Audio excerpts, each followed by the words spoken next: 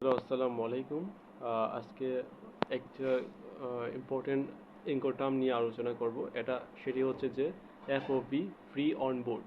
Free on board হচ্ছে যে যখন এক্সপোর্টার্স যখন বা বায়ার্স, সেলার্স ওনার গুডস পণ্য যখন উনি আহ, ওনার ম্যানুফ্যাকচারিং ফার্ম হতে মানে পণ্য তৈরি করা তৈরি করে এবং এই পণ্য তৈরি করে একদম শিপমেন্ট করা পর্যন্ত যেসব খরচ হয়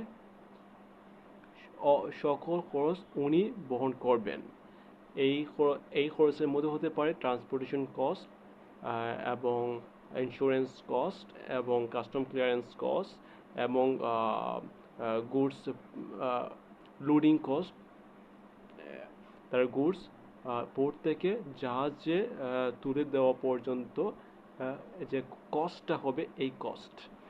সো যেটা আমি বলতে চাচ্ছি যে অ্যাজ এ এক্সপোর্টার্স উনি খরচ বহন করবেন তার পণ্য প্রস্তুত করণ থেকে শুরু করে এবং তার পণ্য জাহাজে তোলা পর্যন্ত যে খরচ উনি বহন করবেন। তারপরে যে খরচ হবে যেমন ক্যারিজ কস্ট, উনি যদি শিপমেন্ট করেন তাহলে শিপমেন্ট ক্যারিজ কস্ট, এয়ারে করলে এয়ার ক্যারিজ কস্ট। সো এই যে ক্যারিজ কস্টটা হবে এবং তারপরে কাস্টম ক্লিয়ারেন্স, বায়ার্স পোর্টে পণ্য পৌঁছানো পর্যন্ত যেসব খরচ হবে সেই সব খরচ একজন বায়ার্স বা ইম্পোর্টার্স বহন করবেন। এটা হচ্ছে যে এফওবি টার্মস। সো এই টার্মে অনেক বিজনেস হয়ে থাকে অ্যান্ড অনেক এক্সপোর্ট ইম্পোর্ট বিজনেস হয়ে থাকে। এটা একটি এক্সাম্পল দিলে এটা আরও ক্লিয়ার হয়ে যাবে।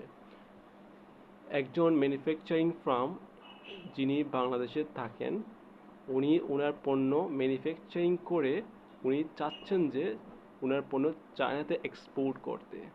সো উনি করলেন কি, প্রথম উনি ওনার গুডস তৈরি তৈরি করলেন এবং তৈরি করে এইসব গুডস ট্রাকের মাধ্যমে উনি পোর্টে পোর্টে পৌঁছে দিলেন, চট্টগ্রাম পোর্টে পৌঁছে দিলেন।